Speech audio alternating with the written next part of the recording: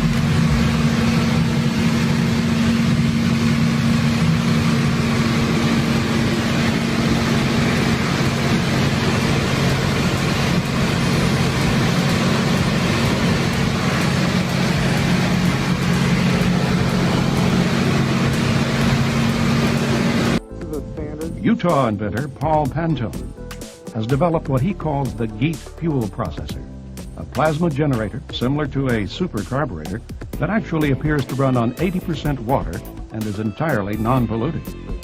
This device replaces the carburetor and exhaust, and combines them as one unit, whereas this end of it acts as a miniature refinery, allowing the engine to run on everything from battery acid and water mixed to crude oil right out of the ground. This is Angola crude, a 39.5 gravity.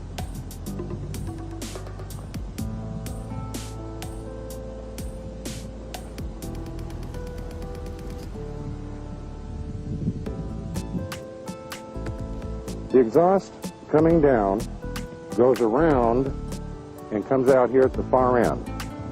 The center chamber draws some of the heat from the exhaust, plus this tube takes some of the exhaust gases, takes them up into the chamber and bubbles them down to the bottom.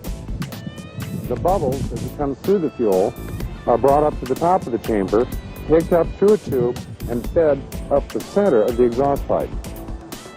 While they're being fed up the exhaust pipe, they are in a vacuum, and there is a heat exchange which occurs.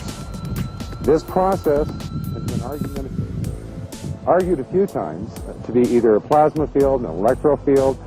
We do know that it does have a slight radiation, which is not alpha, beta, or gamma. And we do have X-rays to show that whatever is coming from the unit does get affected different from stainless steel than the regular steel.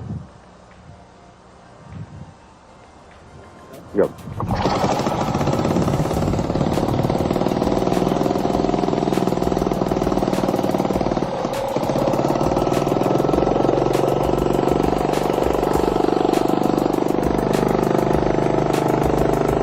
When the temperature of the exhaust is the same as the air temperature going in from the air portion up here, normally 3% more oxygen coming out of the tailpipe than there is in the air we're breathing.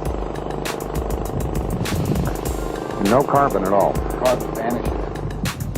I wouldn't say vanishes, I would say transmuted into some other substance, a lighter element, because we have an abundance of lighter elements here that are not explained from down here.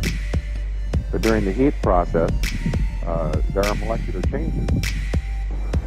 After running this engine from 1983 until now, and many times we had it running 8.5 hours a day, we have never had